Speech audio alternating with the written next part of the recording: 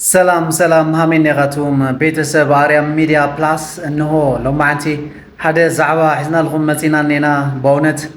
لو ما أنتي بزحات حدشت نجارات اللو يوم كوزياتهم بزعوا منبر سلامة تخونتاتو تاي مثل እግዚአብሔር አምላክ አብቱ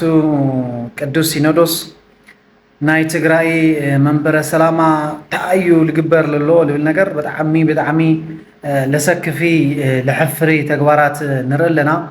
በእውነት አምላክና እግዚአብሔር እንደገና እዚ ከመልሶ ላፍት ሰላም ከመጹ አቦታትና ይቅር ተባሂሎም ለለዎም ነገር ይቅር ተባሂሎም ለከመጹ እዩ ናይና ትምኒት ኖ ግን ብዝሩ ታዩ ልፍጠርሎ ልብል ነገር ግን حدا خلت الناسكي نرى حدا أمن سلاما لفتر له نجر ترينا يو حدا أفتوم أبوتنا نشتري ليمت ممان للو يمثل كوزياتهم كنرة تلنا تو نيعونا سلاما مجلسي كنرة تلنا هذه التفلا ليو نجرات يلعلو يوم بفلاي أفتو بيت كريستياننا توايدو بيت كريستيان بيت كهنة بتلي تو سرعتنا بيت كريستيان التفلالو أجمعت يمتصهم للو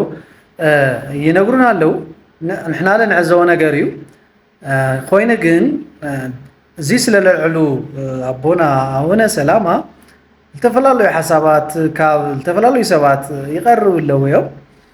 زي ترينا بدعمي مدنقة الغونا له نجار هذا دا بيت كريستيان لا يتغدل له نجار بدعمي لتحساسه أفتو بيت كانت ناي تجراي بزحات أجمعات يرؤيو كافتم الرؤية أجمعات حدا تو ليجبكا دموز موساد هذا نجار تقنتلو وزي ترى حالي هنا أو خلت أو سلسته سب حدا سب وينوس أو خلت أو سلسته كوسد مجوار وين دقنا دناي بيت كريستيان قرشي كتفاف مجوار زي لو علو بدعمي حدقة مخانو يوم توم أبونا ونسلام لا قلتو لقنايو بزعبا زي كنا قرتو اللو ويم كقلست اللو اندقنا ملو لغانا انفورموشن ويم مرداتا حيزوم يوم لناقرو نيرو من يوم قلتا سلستا بوتاتات لعلي أمايتا شحات اللي وسدو لتا بيت كريستيان بغرشي لمزمزوالو لبل نقر العيلوم يوم توم أبونا ونسلام سو نحنا هم كريستيان بزحات أجمع تفتي بيت كريستيان هم للو تردينا تعيقن كوانا للصب لبل نجر بدن بلا رأنا تنغديو لحشل مثلا يدك إجزابير مغنياتو إذا بيت كريستيان ما نمي بالله نحنا ينانينا يا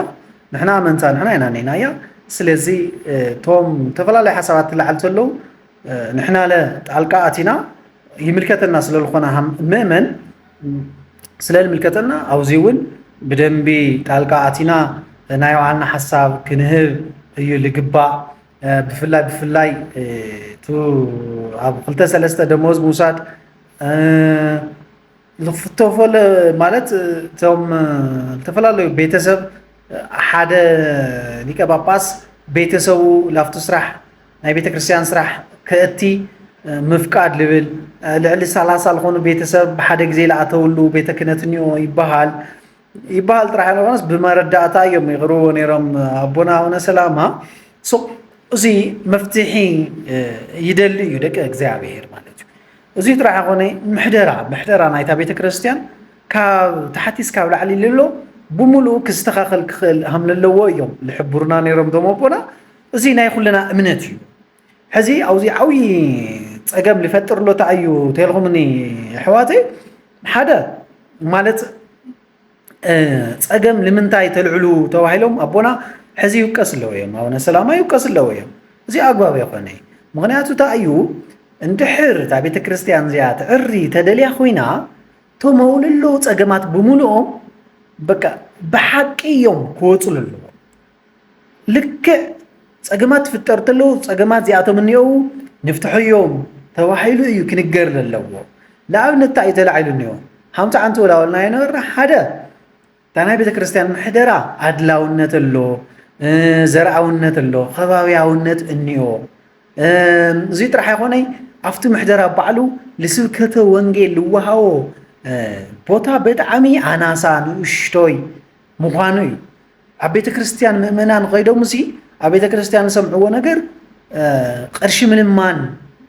እዩ ልኾን ዘሎ እቲ ናይ እግዚኣብሔር ቃል ኣብ ምንጋር ሰዓት ምሃብ በጀት ኣብ ምምዳብ መምሃራን ዝተፈላለዩ መምሃራን ንምእመኖም ከምህሩ ኣብ ምግባር ዓብይ ክፍተታት ሃምለለው እዮም ኣቦና ኣቡነ ሰላማ ላገለጹ ነይሮም እሞ እዚ ለ ኩለና ምእመናን ብፍላይ ደቂ ክርስቲያን ተዋሂዶ ኣብ ትግራይ ለለና ማለት እዩ እንሪኦ ሓቂ እዚ ማለት ኣቦና ጥራሕ ስለልተናገሩ ይኹን ቅድሚኡ እውን ተፈላለዩ ሰባት የልዕሉ ነይሮም እዮም ንሕና ንዕዘቦ ነገር እዩ ሕዚ ግን ተኣዩት መፍትሒ ተተዋሂሉ ሓደ ኣቦታት ኮፍ ኢልኩም ተረጋጊዕኩም ካብ ሶይሉ ለየድሊ መቆርቋስ ለየድሊ ቂም ካብ ልእተ በቃ ተኣዩ ፀገምና ኢልኩም ኮፍ ኢልኩም ክትፍትሹ ንደሊና ንሕና ደቅኸም ካልኣይ እቶም ኣቦና ኣቡነ ሰላማ ልኦም ካብ ምብራር ወይም ካብ ምእጋድ ተኣዩ ፀገምኩም ኢልኩም ፀዊዕኩም ብደንቢ ዲስከስ ተትገብርውሉ እዩ ልሐሸ ልመስለና ማለት እዩ ስለዚ ኣቦታትና ብደንቢ እዚ ሰሚዕኩም ድምፅና ሰሚዕኩም እዚ መፍትሒ ክትገብርሉ ኢኹም ኢልና ተስፋ ንገብር ብፍላይ ቤተክርስትያንና ሕዚ ብዙሓት ፈተናታት ይበፅሕዋ ኣለዉ እዮም ካብ ውሽጢ ካብ ደገ ፈተናታት ንይዋ ቀሊል የኾነ እዚ ናይ ትግራይ ኩነታት ፀገም በፂሕና ዘሎ ባዕሉ ቀሊል የኾነይ እቲ ዝሓለፈ ጦርነት ቀሊል የኾነይ ኣብ ቤተክርስትያን ለውፅሖ ማህሰይቲ ቀሊል የኾነይ ሶ ንዙ ልምትካእ እዚ ንምስትኽኻል ብጣዕሚ ኣቦታት ሕዚ ቆሪፅኩም ክትለዓሉ ነይኩም በቃ ለሓቂ ክትነብሩ ነይኩም ሕዚ በቃ ቂምታ ሓዲግኩም ማለት እዩ ቤተክርስትያን ከመይ እያ ትዕሪ ትኽእል እቱ ዝረአሎ ፀገማት ከመይና ንፈትሖ ንኽእል ምእመንና ተኣይል ይብለና ኣሎ ብፍላይ ምእመንኹም ፀዊዕኹም ተተነጋግሩ ብዙሓት ናይ ቴዎሎጂ ምሁራን ኣለዉ መምሃራን ኣለዉ ብዙሓት ኣብቲ ቤተክርስትያን ዝሳተፉ ምእመናን ኣለዉ እዮም ስለዚ እዚኣቶም ስሕብ ኣቢልካ እንታይ ፀገምና እስኪ ንገብሩና ተባሂሉ ብደንቢ እዩ ክንመያየጠሉ ዝግባእ ከም ኣመንቲ እምነት ክርስትና ይተዋህዶ ማለት እዩ ቤተክርስትያን ክትዕርተ ኮይና እዚኣቶም ኩሎም ተስተኻኺሎም እዚኦም ኩሎም ተነቂሶም ወፂኦም ብሓቂ ብልቢ ማለት እዩ ብልቢ እዩ ስቆይሉ ብስሙላ ሊኾነስ ብልቢ እቱ ለጥፈለ ክዕሪ እቱ ኣብ 2-3 ደሞዝ ዝወስድ ዘሎ በቃ ያኣኽለኒ ኢሉ ካብቱ ስግብግብ ዝብለሉ ነገር ያኣኽለኒ ኢሉ እንታይ ክወስድ እኒአዎ ማለት እዩ እታ ትግብኦ ኣብ ሓንቲ ቦታ ደሞዝ ተወሲዱ በቃ ያኣኽሎ እዩ ማለት እዩ እሱ ጥራሕ ይኾነ ሕዚ እኮ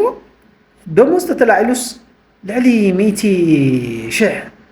ምኽፋል ማለት ኣብዚ ሕዚ ሰዓት ብጣዕሚ ነውሪ እዩ ኣሕዋተይ ብጣዕሚ እዩ ነውሪ በቃ ነውሪ ሰብ እኮ ይጠምሎ እዩ ሓቀይ ካህናት ሕዚ ዝሕክሞም ሲኖም ዝተፈላለዩ ካህናት ፈቐዶ ሓሚሞም ወዲቖም ንሪኦም ሲኖም እኒአወሮ ለኣቶም መሐከሚ ለኣቶም መሐገዚ እኮ ክኾን ይኽእል እዩ ኣብነት ተምሃሮና ሓመዮም እኒኡ ኣብነት ተምሃሮና እኮ ዝወልዕዎ ሲኖም እቲ ዝሓድርዎ ነገርለት ብቁንጪ ብትኳን እላተወልዑ እዮም ወዶ ለኣቶም ምሕጋዝ ደዒሽ ስለዚ ኣነ እቲ ቅርሺ ስቁኢሉ ይጠፍእ ሃምለሎ የርየና ኣሎ እዩ ብዙሕ ነገር እዩ ዝረአ ይፍፀም ኣሎ እዚ ክስተኻኸለኒ እዎ ያኣኽለና በልዎ እዩ ሕዚ በቃ ያኣኽለና በሉታ እዚኣ ተገይርኩም እታ ቤተ ክርስቲያን ናለ ክትዕሪ እያ ማለት እዩ እቲ ካሊእ ስብከተ ወንጌል በቃ ሂኹምውን ኢኹም ቆልዓታ ብጣዕሚ ልገርም ኣቦታት እዚ እውን ረእይዎ በይዛኹም ሰብናማ ቱ ምእመንና ናይ እግዚኣብሔር ቃል እዩ ዝፀምአና ዘሎ ክተምህሩና መምሃራን ከምህሩና ናይ እግዚኣብሔር ቃል ክንምገብ ንደሊ ኣለና ነዚ ግን ትህብዎ ኣለኹም ቆልዓታ ብጣዕሚ እዩ ንእሽቶይ ዳርጋ የለይ ክበሃል ይከኣል እዩ ብጣዕሚ ውሑድ ማለት እዩ እዚ እንደገና ብደንቢ ሒዝኩም ክትኸዱ ኢኹም ልብል ተስፋ እኒአና ኣምላክና እግዚኣብሔር ዓድና ሰላም ይግበረልና ኩለና እንደገና ተኣማሚና መንፈስና ሓዲስና እታ ቤተ ክርስቲያንና እዚኣ ብዙሓት ፀላእቲ እያ ኣብ ዙርያ ተኸቢባ ትኸድለላ እሞ እንድሕር ንሕና ጠንኪርና ዘይኸድና ኮንና ሕዝለ ፀገም ክፍጠር እዩ መንበረ ሰላማ ሕዝለ ዕርዩታ ልብል ነገር መልእኽተይ እዩ ናይ ሎማዓንቲ ማለት እዩ። ሰላማት ቤተሰብ ኣርያም ሚድያ ፕላስ እኖ ስበልኩም ትሪኡ ኣለኹም ትዕዘቡና ኣለኹም ላይክ ሼር ሰብስክራይብ ለይገበርኩም ሕዚ ሰብስክራይብ ግበርቷ ብእግዚአብሔር ስም ንፅውዕ ማለት እዩ። ቤተሰብ ኩኑ እስካብ ንቕፅል ብኻሊእ ኣጀንዳ ብኻሊእ ዛዕባ ሒዝና ኣለኹም ክንመፂና ኣርያም ሚድያ ፕላስ ናይኹም ሚድያ እዩ። ሓሳብ ሃቡና ኮመንት ግበሩና። ኣምላክና እግዚአብሔር ሰላም ንዓድና ሰላም ንኹለና ይሓበና። ኣሜን። ሰላም